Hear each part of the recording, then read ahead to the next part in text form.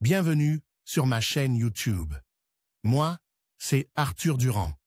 Et ici, je partage des astuces et des conseils sur les appareils électroménagers, la configuration des télévisions et les technologies de la maison intelligente. Si vous cherchez des solutions pratiques et des idées utiles, vous êtes au bon endroit.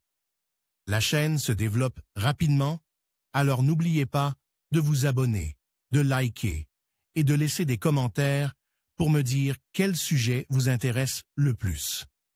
Maintenant que cette intro est faite, passons directement au sujet de la vidéo d'aujourd'hui. Bonjour à tous. Dans cette vidéo, je vais vous montrer comment éteindre la manette de la PlayStation 5. C'est une question que beaucoup d'entre vous se posent, surtout si vous voulez économiser la batterie ou simplement mettre votre manette en veille. Je vais vous expliquer les différentes méthodes pour le faire facilement et rapidement. Alors, restez avec moi et découvrons ensemble comment gérer votre manette comme un pro. Le contrôleur DualSense de la PlayStation 5 est une amélioration majeure par rapport à son prédécesseur. La manette DualSense de la PlayStation 5 est une amélioration majeure par rapport à son prédécesseur. DualSense présente certains avantages, comme des déclencheurs adaptatifs améliorés. Cependant, les gâchettes consomment plus de batterie, ce qui fait que votre manette s'épuise plus rapidement. Si vous éteignez souvent la manette, cela peut prolonger considérablement l'autonomie de la batterie. Il est donc important de savoir comment éteindre votre manette PS5 rapidement et correctement. Éteindre la manette PS5 est un peu différent des générations précédentes,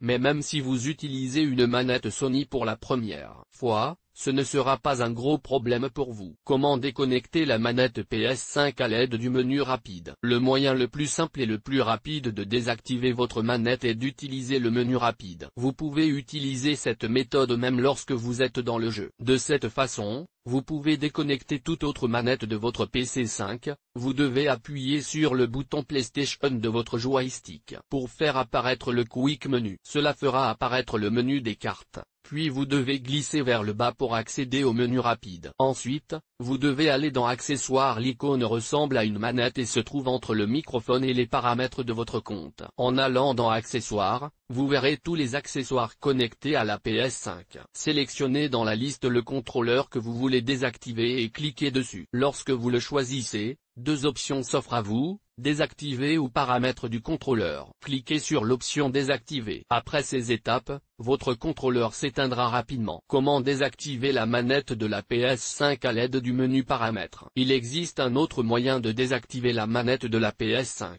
Ce moyen est plus compliqué, mais peut-être en aurez-vous besoin un jour. Pour désactiver la manette, vous devez aller sur l'écran d'accueil de la PlayStation 5. Ensuite, allez dans le menu des paramètres situé dans le coin supérieur droit près de l'heure. Une fois que vous avez cliqué, vous verrez une liste d'options. Cliquez sur Accessoires. La première option que vous voyez est Option générale, allez-y. Vous avez le choix entre trois options. Choisissez la deuxième option Désactiver les accessoires. Sélectionnez le gamepad que vous souhaitez désactiver et sélectionnez Turn Off. Comment activer l'arrêt automatique du contrôleur? Les manettes DualSense et DualShock 2 s'éteignent automatiquement si elles ne sont pas utilisées pendant un certain temps. L'arrêt automatique est conçu pour économiser l'énergie et éviter l'usure de la batterie. Cependant, vous pouvez modifier l'heure à laquelle votre contrôleur s'éteint en suivant les étapes suivantes. Sur l'écran d'accueil, dans le coin supérieur droit, cliquez sur Paramètres l'icône en forme d'engrenage. Ensuite, allez dans le système. Faites défiler la liste et trouvez Power Saving. Vous devez choisir un temps défini jusqu'à ce que les contrôleurs s'éteignent. Vous aurez le choix entre 4 options. Après 10 minutes, après 30 minutes, après 60 minutes. Ne pas éteindre. Choisissez un temps approprié, le point médian optimal étant de 30 minutes. Fermez les paramètres maintenant. Votre DualSense ou DualShock 2 s'éteindra automatiquement après le temps que vous voulez. Comment désactiver DualSense s'il n'est pas connecté à la PS5?